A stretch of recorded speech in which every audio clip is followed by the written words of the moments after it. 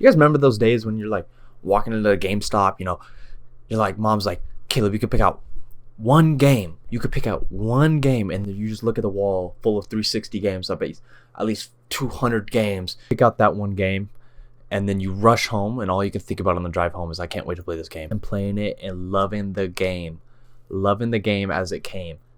And you didn't have to buy nothing for the game. You didn't have to wait for anything. The whole game was on that disc, and you loved every little bit of it. And now when I play a game, I'm not feeling that same emotion, I'm not feeling that same emotion of just wanting to play it, So I constantly wonder myself how much money I'll have to spend on the game after I buy it. Why do I have to constantly wonder, oh, I gotta wait for an update to fully enjoy the game. Oh, I gotta wait for this to do the game. Why can't I just have the game fully intended like the games used to be? Now they're not like that no more. Like they used to be. You know what I'm saying? Why am I not? So the question we're trying to answer here is, why am I not genuinely excited for these newer titles? I believe like one of the core reasons why we don't have that such excitement now.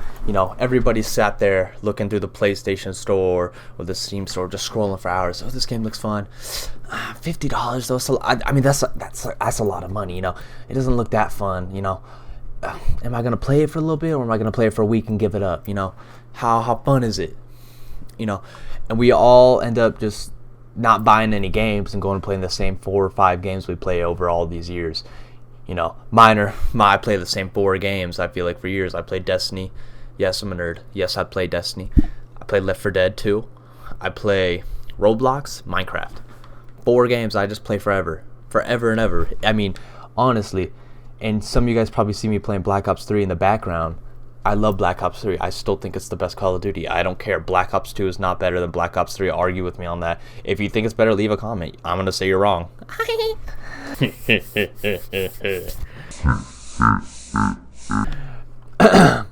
No, but I'm not saying for you guys type in the comments all angrily about how they're not all new gen games are bad. Not all new gen games are bad. I'm not saying that. I'm not sitting here saying that all new gen games are bad, that they're all terrible and none of them I'm excited to play. That is not what I'm saying. I want to reiterate, that is not what I'm saying. There is still games that I am looking forward to playing and I can't wait to play. And there's companies and like development teams that I think have constantly, even to this day, have made consistently good games. And I just want to point out too, Valve and Rockstar, I feel like constantly make good games. And I think it's due to the fact that companies like Activision are producing so many games so they can just make so much more money, while people like Valve and Rockstar has been making GTA 6 for God knows how long. It's probably going to get delayed because they want us to actually enjoy the game and actually have fun when we play it. They're not driven by, oh, we need to release another Black Ops. Like Black Ops 7's coming out this year, or whatever Call of Duty is coming out. Not a lot of people I know are personally excited for it. Every time Activision releases a new trailer for Call of Duty, the first thing I see people saying is, we don't need another Call of Duty. Why are you making another one? Why is there another Call of Duty so quick? It's been, 9 months since the Call of Duty Black Ops 6 came out. Black Ops 6, in my opinion, was somewhat decent. I don't think we need another Black Ops to just carry on. I think they should try to make the game they have better, and overall just like try and make it a better game instead of just releasing a new one with slightly better graphics and slightly better guns, slightly better everything. Just keep making that game a better game. Do we like older games just because of nostalgia? I think this is a pretty big factor, because most games that we play for so long build up a nostalgia factor. And is the nostalgia factor what makes us love the game? Are we not liking newer games as much because we don't have any nostalgia or some sort of emotional connection with it? That's a great question. I mean, one of my favorite games, this game is old, but it's still great. Like, it still would be completely good. Yes, however, I'm just saying nostalgia plays a huge factor in often understanding like our perception of the game, how we perceive the game. Like, some of us had a completely different thing. Like, some people hated Black Ops 3 and love Black Ops 2. I don't know how. Black Ops 3 is way better, way better. But that's just because maybe they're trash at the game. You know what I'm saying? So that's why they didn't like it as much. And that's just simple.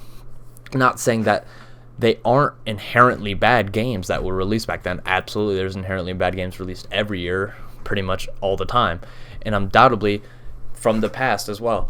If they were released today, I believe some games wouldn't do as well today, but I feel like they would be still great games today.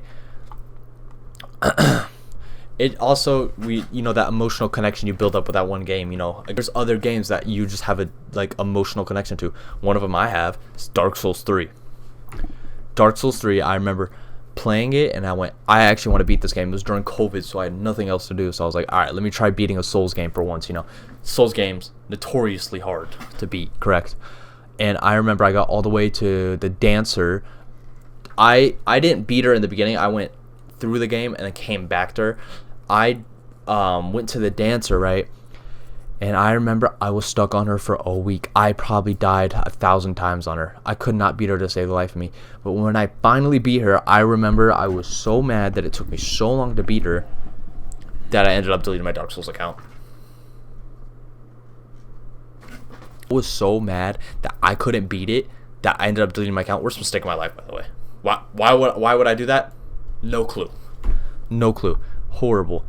But that's something I always remember when I play Dark Souls or any Souls-like game, even Elden Ring.